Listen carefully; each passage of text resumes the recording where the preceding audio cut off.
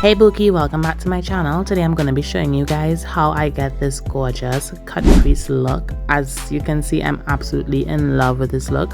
How I get it using these two budget palettes from Nicka, New York. Stay tuned. Okay, so I'm starting off with priming my lids with any pore minimizer primer. This is the Bella Pierre Cosmetics. It doesn't have to be this, it can be anything. This is the Jungle Haze palette, and they have a lot of neutrals ranging from like beige colors all the way down to like dark brown. So I'm gonna be doing that in a gradient from the top of my space that I'm working on, which is from my brow bone down to my crease, my eyelid crease. All right, so just make sure whatever browns you're using, you come down to that area.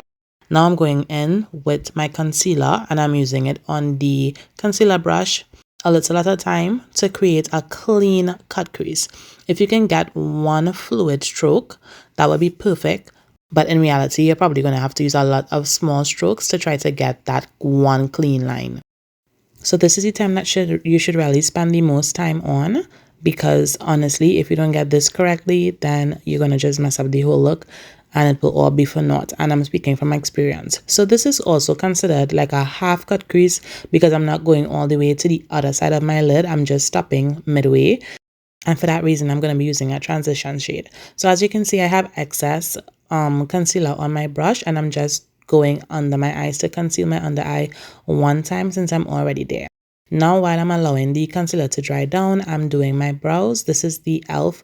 Brow Lamination Gel, and I absolutely love it because it does give my bushy, wild brows that gorgeous tame look that I love. And I also can manipulate it how I like it because I kind of like the cowlick look. I didn't do it tonight because the eyes are doing enough, but yeah, I'm a full believer that one part of your face should be starring. Like every element in your face cannot be like popping all at once, and it'll be too, like jarring.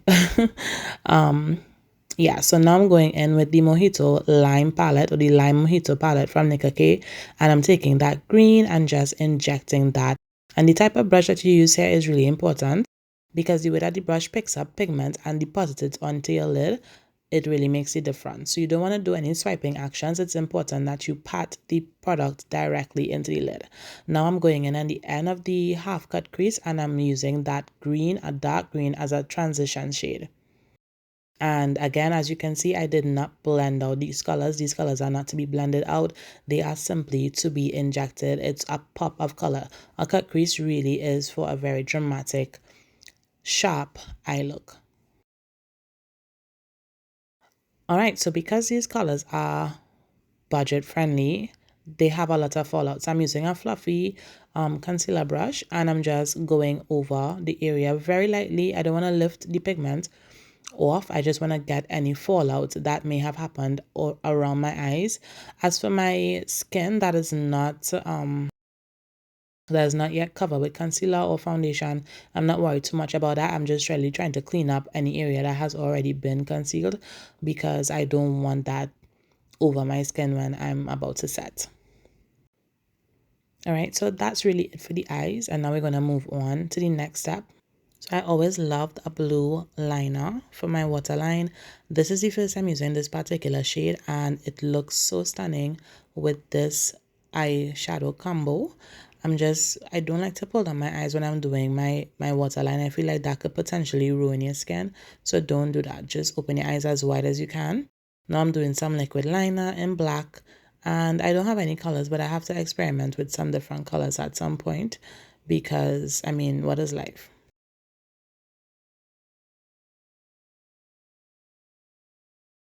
Now I'm going in with a little bit of mascara because we want to make sure any fallout on the lashes is covered up before we put on our falsies.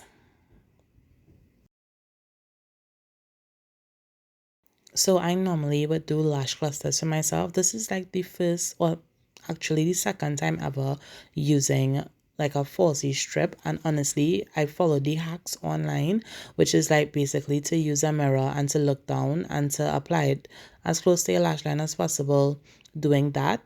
And I mean, this is as much as I struggled. Honestly, you're seeing the whole struggle here. It was pretty easy. Just make sure that your glue is tacky. Don't get any in your eye. Try not to stick it on your lashes yourself, like themselves. And yeah, it's good to go.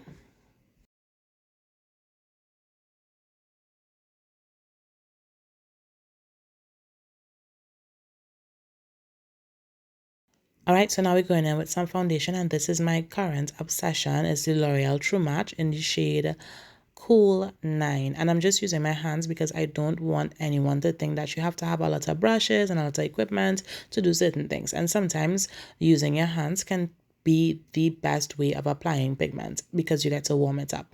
Now I'm applying some contour. I generally would not think that I need contour because I have a pretty chisel face already, but contour actually does bring back some of the warmth that is taken away from your face when you use a foundation. So the point of this is to create dimension. No one wants a flat face. If you know me, then you know of my love for all things NYX and for all of their buttermelt cosmetics. And this is a bronzer, and you can actually see how it's warming up the skin. So many people don't know the difference between a bronzer and a contour shade, and the basic difference is the undertone. The bronzer has more of a warm undertone, while the contour has a neutral or cool undertone rather, and that causes them to pay off differently. One creates a shadow while the other one creates a warm glow. Now I'm going in on my lips with some LA Girl High Shine Lip Gloss in the color Fawn, and I'm only lining the top lip. I'm using the L'Oreal in the color 432. Yeah, I think it is. It's like a liquid satin lip color. I don't know how to call it. And then I'm going in on my high points of my face with the Z Formula liquid highlighter in the shade Very Slay. And I mean, you can see why it's absolutely gorgeous. So now I'm going in under my eyes with like a more of a pointed brush because I just want like a precision set. This is the area that I get oily in, and so this is the area that I am trying to control the oil. And basically that's it. I did not use a setting spray or anything on my face because this was actually this was actually like 12:30 a.m. I just had like a surge of creativity, and I was like, you know what, I'm going to create this look and I'm going to share it with the people then. So that basically brings me to the end of this video. What did you think? Was it really easy? Was it really simple? Was it easy to follow along? Did you follow along? Would you wear this look somewhere? Where would you wear it to? Would you wear it to a picnic, to a beach day, to a party? I would wear it to all of the above, honestly. And if you do like it, then don't forget to like, comment, share, subscribe, share this with your friends, your family, whoever, with your girlfriends who trying to level up their makeup game but don't want to spend or break the bank.